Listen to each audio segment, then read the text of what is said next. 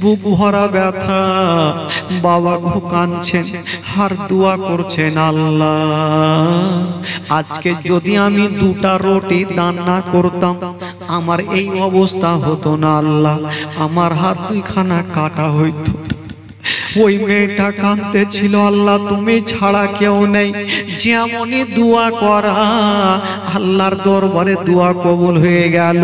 দুটা ছোট ছোট বাচ্চা জঙ্গলের দিক থেকে ওই মেয়েটার কাছে চলে আসলো। বলছেন মা গো, মা তুমি কাঁদছো কেন মা? যদি দান করে তাহলে তার শাস্তি কি হবে? বললো তার দুইখানা হাতকে কেটে নেওয়া হবে আর তাকে গ্রাম থেকে তাড়িয়ে দেওয়া হবে। তো বাদশা যদি এরকম এলান করে তো সাধারণ পাবলিক দান আর করবে বাবা? কেউ দান করবে না। যেহেতু বাদশার পাওয়ার আছে, হাত কাটবে, গ্রাম থেকে তাড়াবে, কেউ দান করবে না। দান করা টোটাল বন্ধ গ্রামে। আর ওই গ্রামে একজন আল্লাহওয়ালা ফকির ঢুকে গেল। বেরাদার বন্ধগণ, বাবা যে আমার শোনো মা,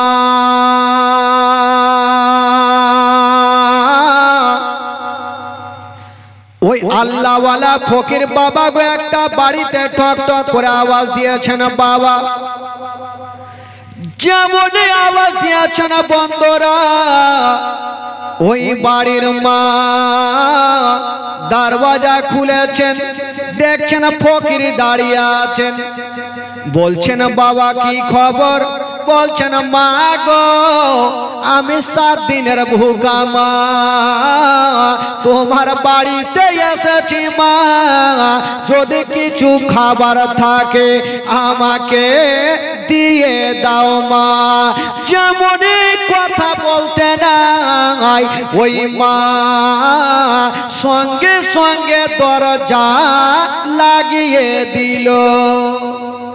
ওই মেয়েটা জানে যদি আমি ফকিরকে দান করি, মা গো শুনেন মা, মেয়েটা ভাবছেন যদি আমি ফকিরকে দান করি তবে আমার দুইখানা হাতকে কেটে নিবে আর গ্রাম থেকে আমাকে তাড়িয়ে দিবে। না, আমি দান করব না। ফকির কাঁদতে কাঁদতে বেচারা আর একটা বাড়িতে গেল। এই বাড়িতে দান করলো না, পাশের বাড়ি যাই, ওই বাড়িতেও কেউ দান করলো না। বাবা গো ফকির সারাদিন গোটা গ্রামে ঘুরেছেন, যখন কেউ খাবার দিল না ওই ফকির কাঁদতে কাঁদতে একটা পাথরের উপরে বসে গেলেন। চিন্তা করছে যে গ্রামের মানুষরা এত নিষ্ঠুর, অন্য দিন তো তারা এরকম করেনি, দান করেছে, আজকে কেন দান করে না?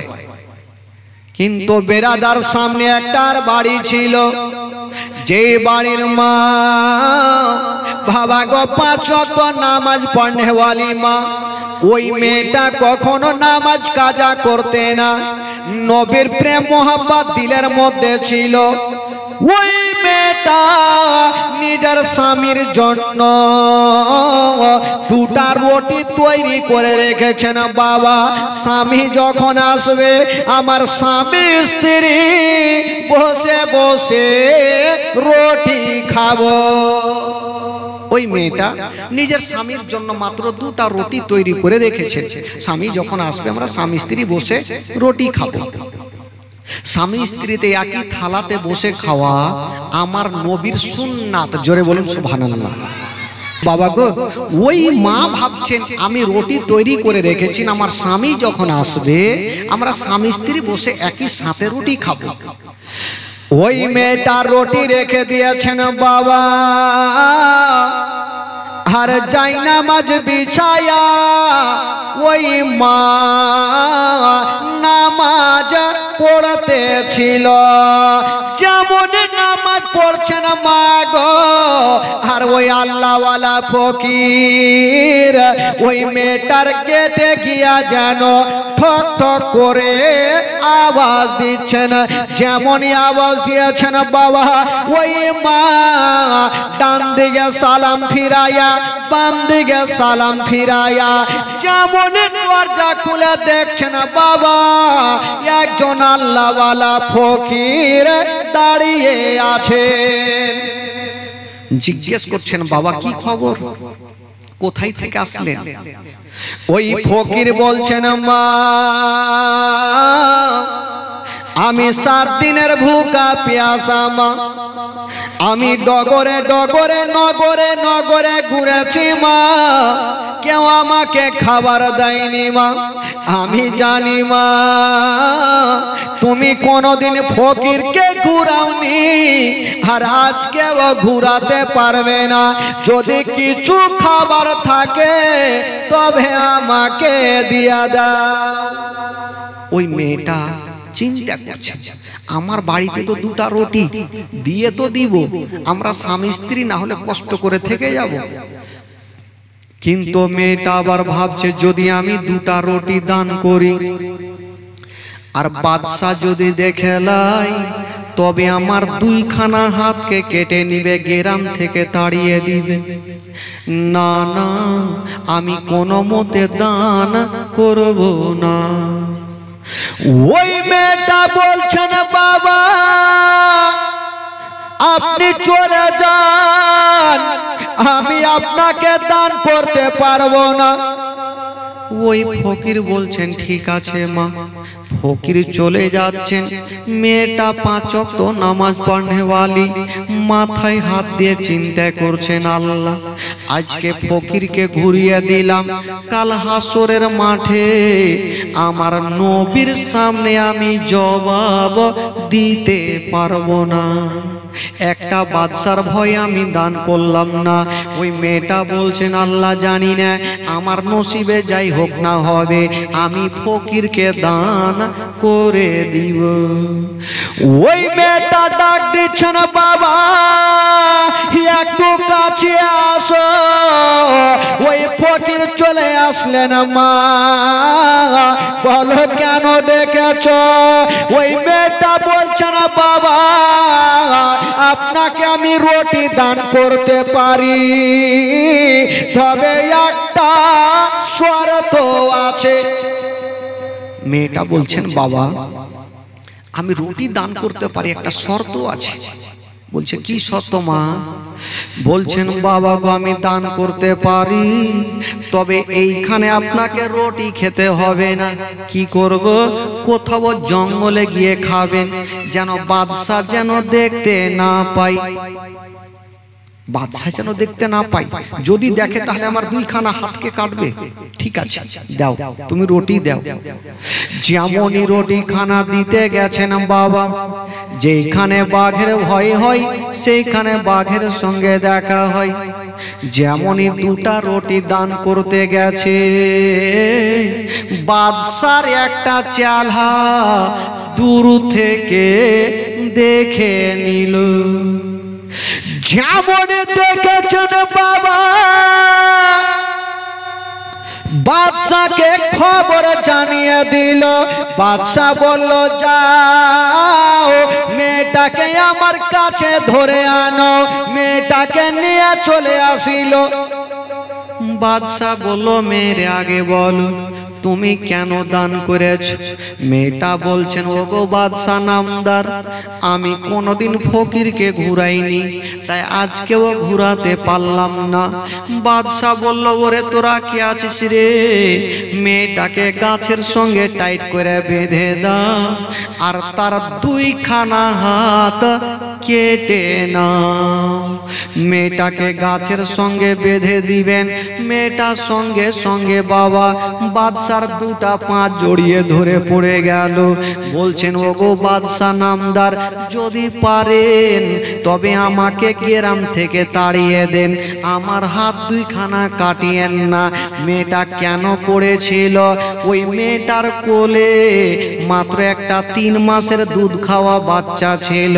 মেয়েটা ভাবছেন যদি আমার হাত 2খানা কেটে লাই, আমার কোলের বাচ্চাকে আমি স্থানে কেমন করে লাগাবো? ওই মেয়েটা বলছেন ওগো বাদশা নামদার, যদি পারেন গো তবে আমাকে গ্রাম থেকে তাড়িয়ে দেন, আমার হাত 2খানা কাটিয়েন না। বলতে লাগলো ও মেয়ে রে অন্যায় করে করেছো শাস্তি তোমাকে নিতে হবে। বাবা গো ও মা বোনেরা, মেয়েটাকে গাছে বেঁধে দিয়া বাবা গো এত জোরে তার বাড়ি চালিয়ে দিল, ওই মেয়েটার হাতে পড়ে গেল আর দুইখানা হাত কেটে বাবা জমিনে পড়ে গেল। একটু হাত কাটলে কতটা রক্ত যায়, মেয়েটার দুইখানা হাত কেচে নে বেচারা। বাবা গো কাটা হাত দিয়ে যেন টস টস করে রক্ত ঝরছে। বাদশা বলল, বড় তোরা কে আছিস রে? এই বাচ্চা দুটাকে ধরো তো, কার আছে?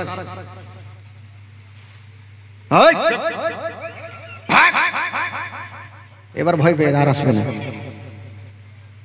বস। বাবা গো ওই মেয়েটা বলছেন, বাদশা বলল যাও এ দুইখানা হাতকে নদীতে ভাসিয়ে দাও আর মেয়েটাকে ধাক্কা দিয়ে গ্রাম থেকে তাড়িয়ে দাও। মেয়েটা বলছেন, ও গো বাদশা নামদার, আমার হাত দুইখানা কেটেছেন, আমাকে গ্রাম থেকে তাড়ায়েন না, কারণ এই গ্রামে আমার শ্বশুর বাড়ি, এই গ্রামে মায়ের বাড়ি, অন্য জায়গাতে কেউ নাই, আমাকে গ্রাম থেকে তাড়াইও না। বলছে ওরে মেয়ে রে, অন্যায় করেছো, শাস্তি তোমাকে নিতে হবে। দুঃখিনী মাকে ধাক্কা দিয়ে তাড়াচ্ছেন বাবা, কাটা জায়গা দিয়ে রক্ত ঝরছে, মেয়েটা এক পা দুই পা করে যাচ্ছে। বাদশার একটা চেলা বলতে লাগলেন, ওগো বাদশা নামদার, মেয়েটা তো চলে যাচ্ছে, মেয়েটার 3 মাসের বাচ্চা আছে, এই বাচ্চাটার কি করব? বাচ্চাটাকে কি জবাই করে দিব? বাদশা বলল, না, ঘরে যাও আর একখানা গামছা নিয়ে চলে আসো। একখানা গামছা নিয়ে আসা হইল, মেয়েটাকে ডাক দিল, মেয়েটা চলে এসেছেন। বাবা বাচ্চা তো কোলে নিতে পারবে না, বাবা ওই 3 মাসের বাচ্চাকে গামছাতে টাইট করে বেঁধে দিল আর মেয়েটার কোলেই ভাবে ঝুলিয়ে দিল আর বলল, যাও তোমার যেই দিকে দুটা চোখ যাবে চলে যাও। বাচ্চা সামনে ঝুলছে বাবা, ওই দুঃখিনী মা কোথায় যাবে গো? ও গো মা শুনেন মা গো, কলেজা খানা পেটে যাবে। ওই অবস্থায় ওই দুঃখিনী মা বাচ্চা সামনে ঝুলছে আর কাটা হাত দিয়ে টস টস করে রক্ত ঝরছে। আর বাবা গো জঙ্গলে পৌঁছে গেল, যে রাস্তা দিয়ে হেঁটে যায় ওই রাস্তা যেন রক্তাক্ত হয়ে যায়। হঠাৎ করে একটু দূরে গিয়া বাবা গো একটা পাথরের উপরে বসে গেল। যেমনই বসেছে মা, হঠাৎ করে বন্ধুরা যে বাচ্চা গামছাতে বাঁধা ছিল ওই বাচ্চা হাও মাও করে মায়ের কোলে কাঁদতে লাগলো। যদি আমার মা বোনেরা জানে বাচ্চা বাচ্চি যদি মায়ের কোলে কাঁদে গো, সঙ্গে সঙ্গে স্থানে লাগাবে, দুগ্ধ পান করাবে। মেয়েটার হাত ছিল না, কেমন করে বাচ্চাকে স্থানে লাগাবে? হায়রে দুঃখিনী মা, বাবা গো চোর চোর করে কাঁদতে আরম্ভ করেছেন। আল্লাহ, আমি মা হইয়া নিজের সন্তানকে আমি দুগ্ধ পান করাতে পারি না। মেয়েটা ভাবছেন আল্লাহ, তবে কথাই বলে বাবা, সন্তান যদি কান্দে গো তার থেকে মায়ের কলেজা খানা বেশি কাঁদে। সন্তান যদি দুঃখ পায় তার থেকে মা বেশি দুঃখ পায়। যখন সন্তানটা মায়ের কোলে কাঁদে, মার মনে সন্দেহ হয়ে গেল, আল্লাহ আমার সন্তান হয়তো দুগ্ধ পান করার জন্য কাঁদছে, দুগ্ধ পান করাতে পারবো না। যদি অল্প পানি পাই আমার সন্তানকে অল্প পানি দেব। ওই মেয়েটা গোটা জঙ্গলে দৌড়াদৌড়ি করে গো, হঠাৎ করে একটা বিশাল বড় নদী দেখা গেল। মেয়েটা দেখছেন নদীর দিকে বড় বড় ঢেউ চলছে। মেয়েটা ভাবছেন আল্লাহ এই নদীতে কেমন করে নামবো। আবার ভাবছেন আল্লাহ যদি নদীতে নেমে যাই আমার তো হাত নেই, কেমন করে পানি তুলে আমার সন্তানের মুখে দিব। মা কাঁদতে লেগেছেন, বাবা গো বসে কান্দে। একবার পানির দিকে দেখছেন মা, আর একবার সন্তানের চেহারার দিকে দেখছেন। আল্লাহ গো দুগ্ধ তো দূরের কথা, অল্প পানিও আমি হুলকুমে দিতে পারলাম না। ওই মেয়েটা কাঁদতেছিল। হঠাৎ করে বাবা প্রের মধ্যে একটা কথা জাগলো। মেয়েটা চিন্তা করছেন আল্লাহ আমার হাত নেই তো কি, আল্লাহ আমার মুখ আছে, আমি এক হাঁটু পানিতে নামবো আর ছাপড়ে গিয়া নিজের মুখে পানি তুলবো, আর আমার মুখের পানি আমার সন্তানের মুখের সামনে ছাড়বো। আমার সন্তানের হুলকুমে চলে যাবে, আমার সন্তানের জীবনটা বাঁচে যাবে। মা গো নিজের সন্তানকে বাঁচার জন্য মা নিজের জানের পরোয়া করে না। যেই নদীতে কোনো মানুষ নামতে পারে না, ওই মা এক হাঁটু পানিতে নেমে গেল। যেমনই নেমে গেছে না বাবা,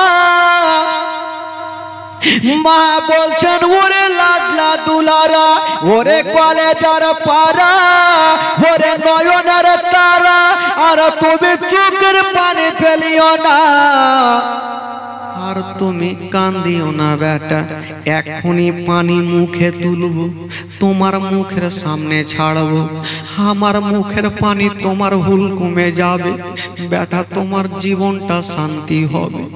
মা জানে না নসিবে কি ঘটনা ঘটে গেল। বাবা পানির ঢেউ চলছে, মা শক্ত করে দাঁড়িয়েছিল। যেমনই ছাপড়ে গিয়ে মুখে পানি তুলেছেন বাবা, এখনো পানি তুলে লম্বা হয়ে যেমনই দাঁড় হতে যাবে, যে বাচ্চাটা গামছাতে বাঁধা ছিল গিরহা কেমন করে খুলে গেল, আর ওই কোলের বাচ্চা ভয়ঙ্কর নদীতে পড়ে গেল। যেমনই বাচ্চা নদীতে পড়েছে, ওই মেয়েটার হাত নেই, কেমন করে বাচ্চাকে তুলে বুকে নিবি। বাচ্চা পানিতে বাবা ডুবছে আর উঠছে, ডুবছে আর উঠছে, চোখগুলা যেন বড় বড় করছে। এমন কোনো মা নেই সন্তান যদি পানিতে ডুবে মা দেখতে পারবে না। বাবা বেচারা দরদিনী মা দেখছেন সন্তান চোখের সামনে ডুবছে, কিন্তু মা সন্তানকে ধরতে পারে। হাইরে দরদিনী মা,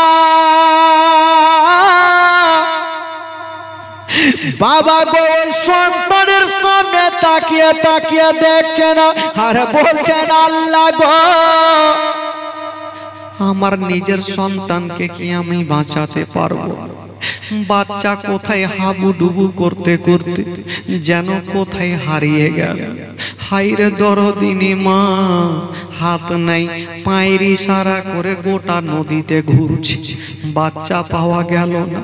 কাঁদতে কাঁদতে যেন উঠে গেল নদীতে, হাত দিয়ে রক্ত ঝরছে, চোখ দিয়ে পানি, বুক ভরা ব্যথা। বাবা গো কাঁদছেন আর দোয়া করছেন আল্লাহ আজকে যদি আমি দুটা রুটি দান না করতাম আমার এই অবস্থা হতো না। আল্লাহ আমার হাত দুইখানা কাটা হইতো। ওই মেয়েটা কাঁদতে ছিল, আল্লাহ তুমি ছাড়া কেউ নেই। যেমনই দোয়া করা আল্লাহর দরবারে দোয়া কবুল হয়ে গেল। দুটা ছোট ছোট বাচ্চা জঙ্গলের দিক থেকে ওই মেয়েটার কাছে চলে আসলো। বলছেন মা গো, মা তুমি কাঁদছো কেন? মা মেয়েটা বলছেন বাবা তোমরা কে বলো, কোথায় থেকে এসো বলো। বলছেন মা গো তুমি কাঁদছো কেন আগে বলো। বলছে বাবা রে আমার কোলের বাচ্চা নদীতে পড়ে গেছে তার জন্য আমি কাঁদতেছি। বাচ্চাগুলা বলছেন মা গো তুমি চিন্তা করো না মা, এখনই আমরা নদীতে যাব আর তোমার সন্তানকে খুঁজে নিয়ে চলে আসিব। মেয়েটা বলছেন বাবা রে আমার সন্তান চলে গেছে, আমি কেঁদে কেঁদে সহ্য করে নেব বেটা, তোমরা যদি ডুবে যাও তোমার মা সহ্য করবে না। কথা চলছে বাবা, একটা বাচ্চা পানিতে ঝাঁপ দিয়ে দিল। যেমনই ঝাঁপ দিয়েছেন মা 5 মিনিট পরে উঠে আসিল, খালি হাতে আসলো না। ওই বাবা গো ওই মেয়েটার হাত কেটে যে নদীতে ভাসিয়েছিল ওই বাচ্চাটা বাবা 2খানা হাতকে নিয়ে চলে আসিল। যেমনই নিয়ে আসিল বাবা ওই মেয়েটার কাটা জায়গাতে বাবা লাগিয়ে দিয়েছেন, আর যেমনই লাগিয়েছেন বাবা ওই মেয়েটার কাটা হাত ভালো হয়ে গেল। আর একটা বাচ্চা ডুব দিল বাবা গো 5 মিনিট পর উঠে আসিল, খালি হাতে আসলো না। একটা কোলের বাচ্চা 3 মাসের বাচ্চা যে পানিতে পড়েছিল এখন পর্যন্ত কিছু হলো না, জীবিত অবস্থায় তুলে এনে ওই মায়ের বুকে ফিরিয়ে দিল। বাচ্চাগুলা চলে যাবে না। মেয়েটা বলছে না বাবা রে আমার এত উপকার করেছো বাবা, তোমাদের নামটা কি বলো।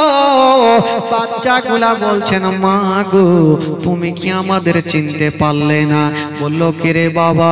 বলছেন মা গো তোমার যার কারণে তোমার হাত 2খানা কেটেছিল মা, যে রুটি দেওয়ার কারণে 2টা রুটি তুমি দান করেছিলে মা, আমরা হলাম সে 2টা রুটি মা, আমরা হলাম 2টা রুটি মা আল্লাহর তরফ হইতে মা, তোমার কাছে এসেছি মা তোমার উপকার করার জন্য। বাবা গো ওই মেয়েটা সঙ্গে সঙ্গে বাবা গো 2 রাকাত শুকরানা নামাজ আদায় করলেন। আল্লাহ গো তুমি ছাড়া কেউ নেই বাবা গো। তবে বুঝা গেল বাবা কোনোদিন ফকিরকে কেউ ঘোরাবেন না। মা গো যদি কাউরি বাড়িতে কোনো ফকির যায় মা তবে ফকিরকে ধিক্কার মেয়ে তাড়াবেন না মা, যদি বেশি না পারেন তবে অল্প দিয়ে বুঝাবেন, যদি কিছু না থাকে একটা ভালো ব্যবহার করে যেন ফকিরকে সান্ত্বনা দেবেন, ধিক্কার দিয়ে তাড়াবেন না। কোনো আল্লাহর খাস বান্দা যদি আপনার জন্য দিল থেকে প্রাণ থেকে দোয়া করে দেয় তবে আপনার বেড়া পার হয়ে যাবে। বাবা গো ও বন্ধুগণ বাবাজি ভাইরা, তবে দান করলে কখনো গলে যায় না।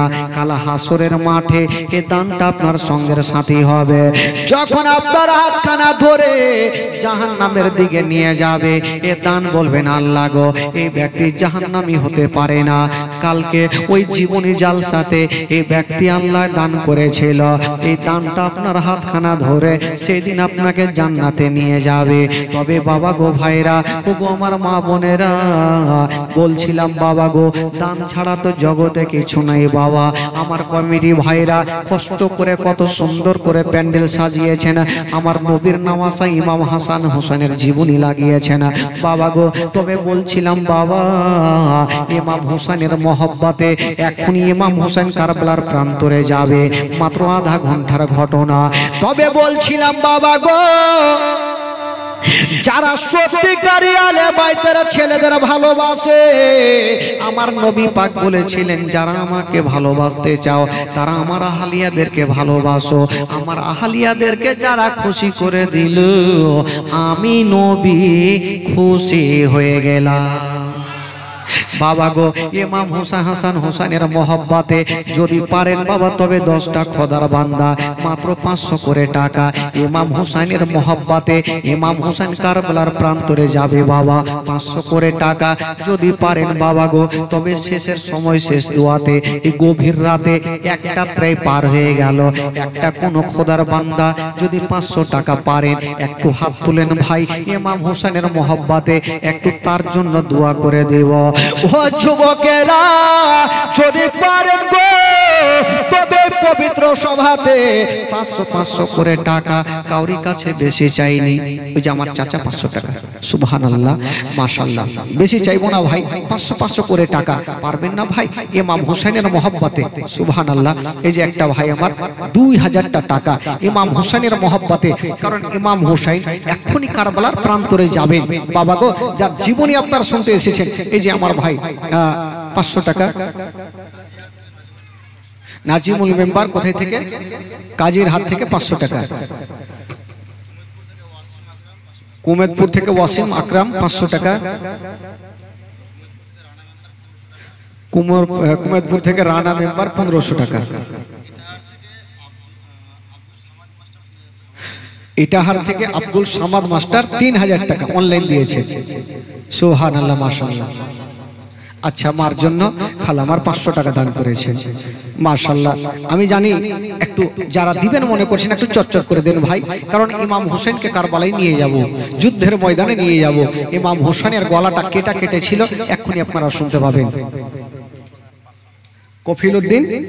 তফিলউদ্দিন প্রধান 500 টাকা দিয়েছে বেরাদরান ইসলাম মাগো আর কিছু পুঁজি আছে খালা না সব সিয়া দিয়ে শেষ হয়ে গেল মাগো 500 করে টাকা মাগো ইমাম হোসেনের মহব্বতে সাকিনার মহব্বতে মা আলী আসগারের মহব্বতে পারবে না মাগো 500 করে টাকা একটু পাঠিয়ে দেন খালা চটচট করে পাঠান তবে বলছিলাম বাবা গো একটু শেষের সময় শেষ দোয়া নেওয়ার জন্য আমি বলবো 500 করে টাকা আর 3টা খোদার বান্দার কাছে একটু হাত তুলবেন ভাই আজকে যদি না থাকে আপনি পরে দিন সামনে বছর জীবনী হবে তখন দিন একটা হবে না ভাই 500টা টাকা দেনেওয়ালা একটা কোন খোদার বান্দা একটু চট করে নিয়ে আসেন তো ভাই এই যে একটা ভাই 500 টাকা দিয়েছেন আছেন কোন একজন ওই যে একটা 500 টাকা হয়ে গেছে সুবহানাল্লাহ মাশাআল্লাহ একটু চট করে দেরি করিয়েন না একটা 500 টাকা নামটা লেখেন নাম লেখেন আগে বলুন পরে নাম গেলে লেখেন জবিদুল সাহেব 500 টাকা আচ্ছা পিছনে আমার ভাইরা বসে আছেন অনেকজন ওই যে 500 টাকা ওখানে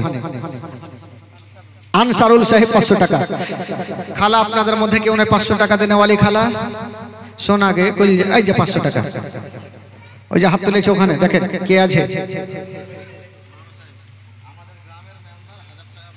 হ্যাঁ এই গ্রামের মেম্বার সাহেব কি নাম ওই মেম্বার সাহেব সুবহানাল্লাহ 1000 টাকা নগদ আর 4000 টাকা বাকি সুবহানাল্লাহ গ্রামের মেম্বার সাহেব 1000 টাকা নগদ আর 4000 টাকা বাকি মানে 5000 টাকার দাতা দেখেন বেরাদার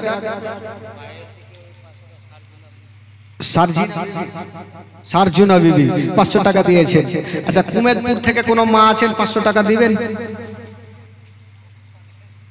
আছেন কোন মা কুমেদপুর থেকে 500 টাকাকে খালা গিয়ে আর নাই মনে হয় সব টাকা শেষ হয়ে গেছে যা পেরেছে দিয়েছে শেষ হয়ে গেছে আরো দেনেওয়ালা আছে তবে আমি বাবাদের ভাইদেরকে বলবো সামনে বছরের জন্য একটা কোনো বাবা পারবে না গো 5000 টাকা দেনেওয়ালা একটা কেউ নেই শেষ ঘটনা বলবো ভাই 5000 টাকা একটা কোন যোগ্য বেটা একটা হাত তুলতে পারবেন উঠান তো দেখি একটা মহব্বতে যে মাকে ভালোবাসে মার জন্য একটু হাত তুলতে পারবেন পাহুল মানের মতো দাঁড়িয়ে যান যে মাওলানা সাহেব এই নবীর মাহফিলে আমার মার জন্য আমি 5000 টাকা দান করলাম হুজুর দোয়া করে দিবেন খোদার কসম জান থেকে প্রাণ থেকে দোয়া করবে একটা ভাই আছে আমার আছেন 5000 টাকা দেনেওয়ালা এই যে একটা হয়ে গেল সুবহানাল্লাহ এই শরীফুল সাহেব 5000 আর এই দিয়েছে 5000 হ্যাঁ আর ভাই কি নাম আব্দুল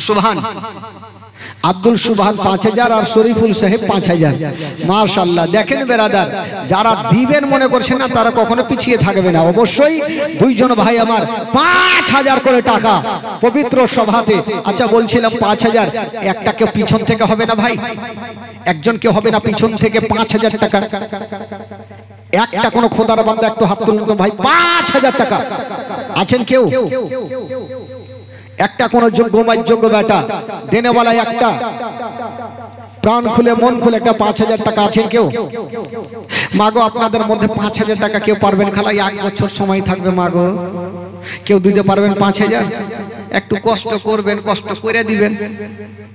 5 মাসের টাকা গেল তো কি হইল মাগো, একটু চেষ্টা করেন, আপনারা টাইম দিলাম, একটু চেষ্টা করেন। ভাইদেরকে বলবো যে 5000 টাকা পেলাম, তবে আরে একটা আপনাদের মধ্যে 5000 হবে না? পিছন থেকে যদি পারেন তবে আরেকজন 5000 টাকা দিয়ে পবিত্র সভাতে শামিল হবেন। তবে সবই তো দিয়েছেন ভাই, একটা 786 টাকা বাকি আছে। একটা হবে 786 টাকা দেনে বলা, একটা হাত তোলেন, মাত্র 786 টাকা। সুবহানাল্লাহ, এই যে একটা হয়ে গেছে 786 টাকা। নামটা লেখা, নাম লেখান, 786 টাকা হয়ে গেছে। আচ্ছা আর একজন হবেন 1786, 1786 টাকা। মাগো 1786 টাকা খুব কম খালা, উঠান তো মাগো, একজন ইশারা করেন তো খালা। একটা বছর সময় থাকবে, কষ্ট করবেন, স্বামীর পকেট থেকে চুরি করে করে দিয়ে দিবেন। চুরি করিয়ে না খালা, ফুসলে নিয়ে জান্নাতে গেলে আপনি যাবেন, আমরাও যাবো বলে ফুসলে নিয়ে নিয়েন খালা। আছেন কেউ? 1786 টাকা মা বোনদের তরফ থেকে আমি একটা নিব। যদি কোনো মা পারেন 1786 টাকা একটু পবিত্র সভাতে নামটা লেখান তো মা। কোন মা যদি পারেন একজন মা চট করে দিন ইনশাআল্লাহুল আজিজ। তবে ভাই বাবাজি আমার মা বোনেরা আপনারা দান করেছেন, তবে আসুন দোয়াটা করে ইমাম হোসেনকে কারবালার প্রান্তরে এবার নিয়ে যাব ভাই। শেষ দোয়া, শেষ ফাতিহা। আর দেখছেন সামনে শিরনিও চলে এসেছে, টুক টুক টুক টুক করে শিরনিও দেখছি চোখে চোখে ভাই। তবে আসুন যারা দিয়েছেন একটু তাদের জন্য মন খুলে। আসলো নাকি কিছু?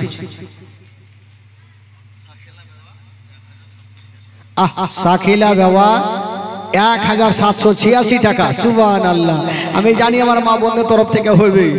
সাকিলা বাবা 1786 টাকা। বেওয়া মানে বুঝতে পারলেন স্বামী জগতে নেই, তা উনি দিচ্ছেন 1786 টাকা। যার স্বামী নাই মা, তার দুনিয়াটা অন্ধকার। মাগো সাকিলা বেওয়া হয়েছে, কোনো ঝামেলা বেওয়া নাই। 1786 টাকা আর কেউ হবে না? যদি পারেন মাগো আর একটা দিয়েন খালা। হ্যাঁ আর একজন দিয়ে পাঠান তো খালাগে 1786। আচ্ছা যারা দিয়েছেন একটু দোয়া করেন, সবাই হাত তোলেন। আল্লাহু আকবার।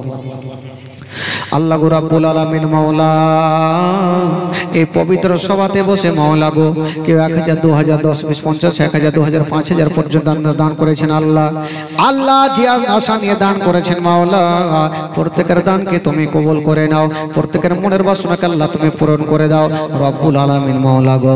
এই পবিত্র সভাতে যারা বসে আছেন মাওলা, প্রত্যেকের হাজিরিকে তুমি কবুল করে নাও। তাদের বাড়ি থেকে অসুস্থ থাকে মাওলা, তাকে তুমি সুস্থ বানিয়ে দাও। তাদের বাড়িতে রোজি রোজগার আল্লাহ তুমি বরকত দান দাও মাওলা। আমিন সুম্মা আমিন। বাহাকে লা ইলাহা ইল্লাল্লাহ মুহাম্মাদুর রাসূলুল্লাহ সাল্লাল্লাহু তাআলা সাল্লাম। আল্লাহুম্মা সাল্লি আলা মাওলানা মুহাম্মাদ ওয়া আলা আলে